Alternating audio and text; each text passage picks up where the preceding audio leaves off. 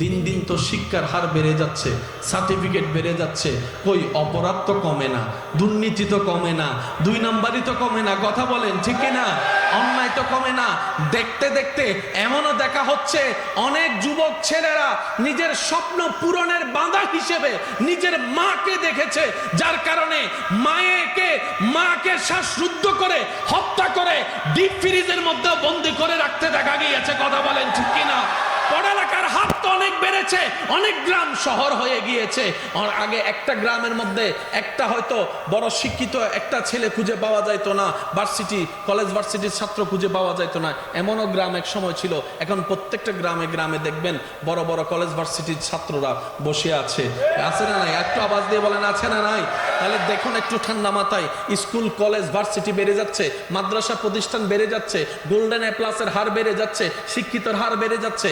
আজকে থেকে যদি 20 বছর আগে যান, বেশিরভাগ মা বোনদেরকে দেখতেন আপনি ক্লাস 9 পাস 10 পাস করে তারপর বিয়ে হয়ে যেত।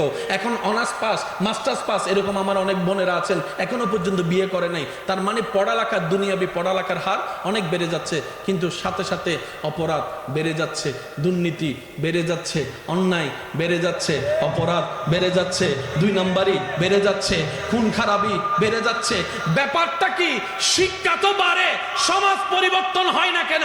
শ্রদ্ধার সাথে বলি, যে মানুষকে কন্ট্রোল করার জন্য, মানুষকে আলোকিত করার জন্য যে শিক্ষাটা আসলে দরকার, সেই শিক্ষাটা পৃথিবীর কোথাও নাই, একমাত্র মদিনাওয়ালার দরবারের মধ্যে আছে, মদিনাওয়ালা বিদ্যালয়ের মধ্যে আছে। কথা বলেন ঠিক কিনা? আমার নবীর দরবারে সাহাবায়ে কেরাম পড়তে গিয়েছেন, বুঝার জন্য বলা। আবু বকর গিয়েছেন, সিদ্দিকে আকবর হয়ে এসেছেন, উমর গিয়েছেন, ফারুকে আজম হয়ে এসেছেন, ওসমান গিয়েছেন, জিন্নুরাইন হয়ে এসেছেন, আলী গিয়েছেন, শেরে খোদা হয়ে এসেছেন। সুবহানাল্লাহ। এখনো পর্যন্ত সারা বিশ্ব হযরত ওমর ফারুক রাদিয়াল্লাহু তাআলা আনহু রাষ্ট্র পরিচালনার প্রশংসা করতে বাধ্য।